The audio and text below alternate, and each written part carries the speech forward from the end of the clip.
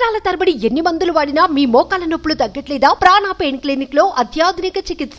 బ్రెజిల్లో ఘోర విమాన ప్రమాదం చోటు చేసుకుంది. ప్రయాణికులతో ప్రయాణిస్తున్న విమానం ఒక్కసారిగా కుప్పకూలింది. బయలుదేరిన తర్వాత కొద్దిసేపటికే కూలిపోయింది. పెద్ద ఎత్తున మంటలు, దట్టమైన పొగలు వ్యాపించాయి. ప్రమాద సమయంలో 58 మంది ప్రయాణికులు, 4 సిబ్బంది ఉన్నారు.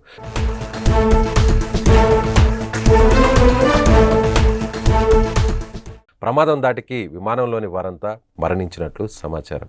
ఈ విషయాన్ని బ్రెజిల్ జాతీయ మీడియా ధృవీకరించింది. బ్రెజిల్లోని పరానా రాష్ట్రంలోని కసకవెల్ నుంచి బయలుదేరిన విమానం సావోపాలో రాష్ట్రంలోని గౌరిల్ హోస్ అంతర్జాతీయ విమానాశ్రయానికి వెళ్తున్న విమానం వెనహడో నివాస ప్రాంతంలో కూలిపోయింది. విమానం కూలిపోయిన వెంటనే పెద్ద ఎత్తున మంటలు చెలరేగాయి.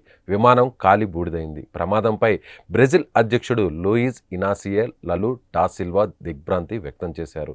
ప్రమాదం చోటు చేసుకున్న వెంటనే భద్రతా సిబ్బంది, పోలీస్, మిలిటరీ దళాలు సహాయక చర్యలు చేపట్టాయి.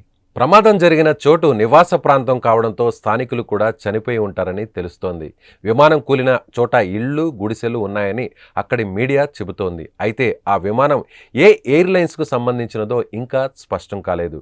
ప్రమాదానికి గల కారణాలు అక్కడి అధికారులు తెలుసుకుంటున్నారు. విమానం కూలుతున్న దృశ్యాలు సామాజిక మాధ్యాల్లో వైరల్గా మారాయి.